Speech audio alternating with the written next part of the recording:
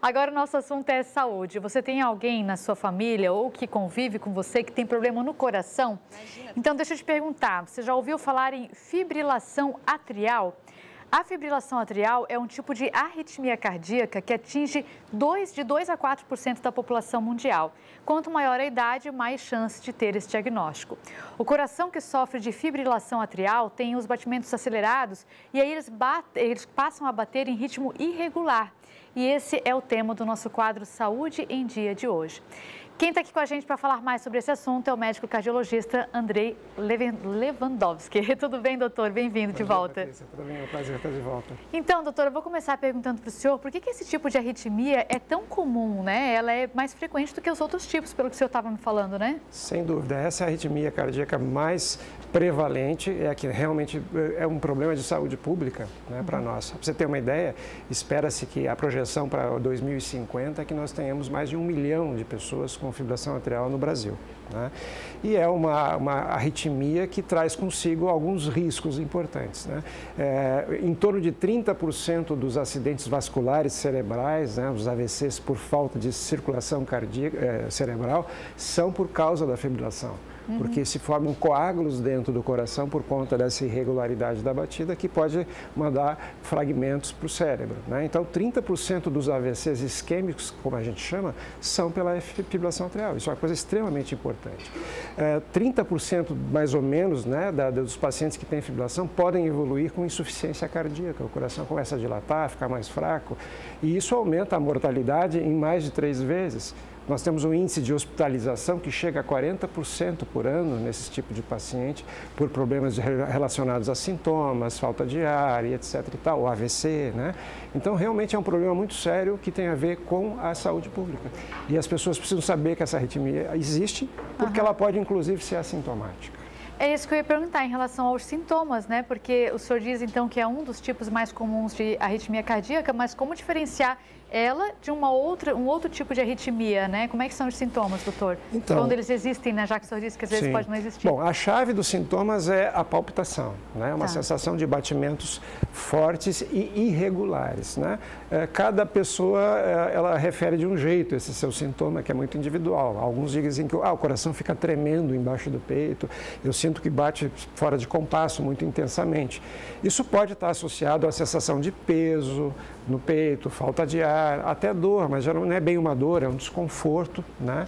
E normalmente esses sintomas eles são mais frequentes no começo, ou seja, nos primeiros episódios dessa arritmia. Essa arritmia tipicamente começa no homem a partir dos seus 45 anos em diante, mulheres a partir dos 60 anos, é um pouco mais tarde, né? Mas pode acontecer em qualquer idade, mas é mais prevalente a partir dessa idade. E quanto mais velho a gente fica, maior a incidência dessa arritmia, né? Mas o senhor disse que esses sintomas são mais fortes no início, então depois a pessoa pode não ter mais? Porque por exemplo, as primeiras crises, né, às vezes a pessoa não percebe muito bem ou não vai procurar auxílio e a tendência pode ser que ele deixe de sentir, né? E ele pode entrar numa fase da arritmia em que a arritmia fica assintomática. Esse é o grande perigo dele, por exemplo, aparecer no pronto-socorro com AVC como sua primeira manifestação. Entendi. Né? Doutor, e tem alguma coisa para fazer para evitar que isso aconteça? O que provoca a fibrilação? Existem fatores bastante conhecidos. Um dos mais fortes é a hipertensão arterial. Tá. Né? Outro fator importante é a obesidade, né? O sedentarismo, mas especialmente os obesos. O abuso de álcool também, uma coisa importante. E os fatores também como diabetes, cigarro, tudo isso também conta, né? Mas se fosse elencar, os principais seriam hipertensão arterial, obesidade, né? E que a gente, dentro desse contexto, se a gente vai todo ano num cardiologista fazer um check-up, né? Ele vai provavelmente detectar que a gente está com essa arritmia, né? Ou vai pedir um exame que pode mostrá-la. Então, é importante que a gente faça essa parte preventiva, que assim como a gente está prevenindo pressão alta, colesterol alto, infarto, essa arritmia também faz parte desse contexto de prevenção. Né? Doutor, agora eu quero pedir para o pessoal que está nos assistindo, para se conhece alguém, né, que tem a fibrilação.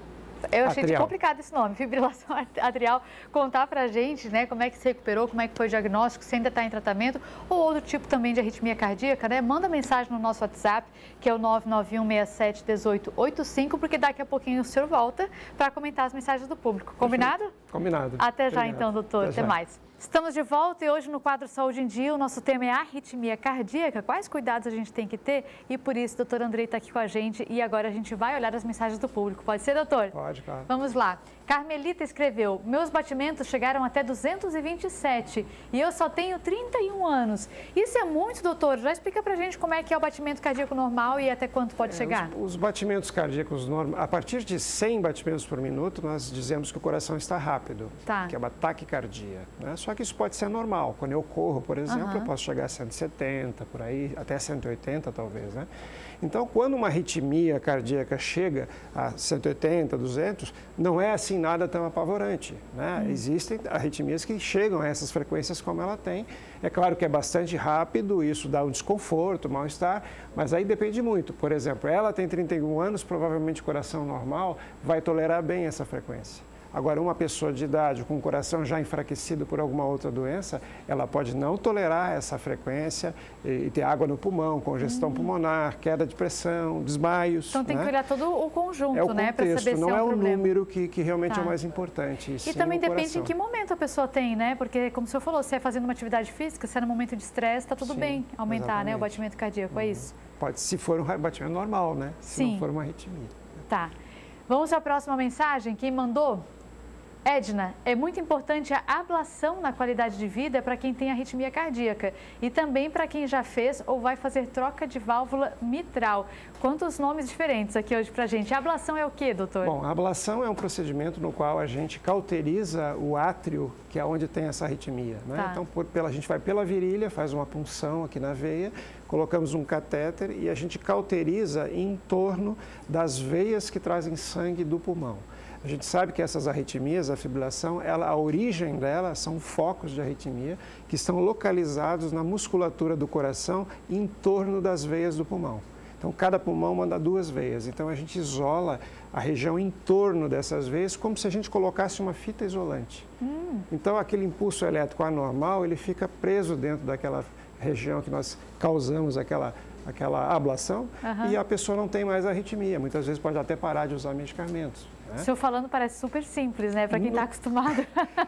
O bom dessa história, quer dizer, a gente tem já, isso começou a ser feito a partir do início dos anos 2000, né? A tecnologia cada vez melhor, a gente tem tido resultados cada vez melhores, riscos cada vez mais baixos. E é importante lembrar que isso é uma alternativa que já está disponível no começo dos sintomas. Então, quanto mais cedo a gente faz isso, melhor o resultado da ablação. Então, aquele paciente que espera 10 anos para tratar a sua fibrilação com ablação, não vai ter o mesmo resultado do que aquele que tem uma arritmia há 1 ano apenas, né? Então, é isso aí, a dica que a gente pode dar... Desculpa, interrompi o senhor. E só queria tocar na válvula mitral, né? Porque assim, essa doença da válvula, ela faz como consequência, a válvula não funciona direito, deixa o sangue voltar ou não deixa o sangue passar, os átrios começam a dilatar e aí acontece mais essa arritmia. Então, é um fator que predispõe à fibrilação atrial.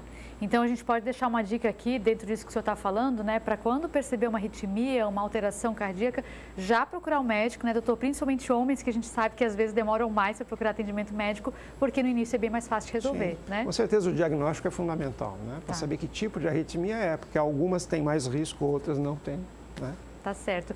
Próxima mensagem é de quem? Terezinha. Sofri com crises de taquicardia dos 19 aos 52 anos. Tive o diagnóstico de dupla via nodal. Só mudou a minha saúde quando fiz a ablação com o Dr. Andrei no ano de 2006 e as crises acabaram. E essa mensagem me chamou muita atenção em relação à idade, né, doutor? Desde 19 anos com arritmia ou taquicardia. Sim. É comum começar assim nesse cedo? caso, é um outro tipo de arritmia, que não é a fibrilação. Essa taquicardia por reentrada nodal, tipicamente ela começa assim na idade de adulto jovem, mas pode acontecer até na infância, né? E essa arritmia, ela é mais simples que a fibrilação atrial, ela não tem esses riscos todos que a gente falou no primeiro bloco, né? E é uma arritmia que, na verdade, ela interfere muito mais com a qualidade de vida da pessoa, porque geralmente é uma pessoa jovem com coração normal. Então ela passa mal, mas ela não vai morrer, não vai desmaiar, não vai acontecer nada, né? E no caso, a gente fazendo a ablação, a gente elimina o problema, ela não precisa mais tomar remédio, etc e tal. Eventualmente, é raro, mas essa arritmia pode virar fibrilação também. A gente vê alguns casos em que ela é tão acelerada que ela acaba fibrilando o coração, a fibrilação atrial, né? Então, às vezes, a gente, eliminando essa, elimina a fibrilação que vem depois também. Olha só, e de novo, reforçando aqui a importância de procurar atendimento médico, porque com 19 anos a pessoa dificilmente vai imaginar que tem problema no coração, né? Com certeza. Mas aí teve sintomas, já procurou. Obrigada, tá, doutor, pela sua participação e até mais. Posso falar uma coisinha só? Vamos lá.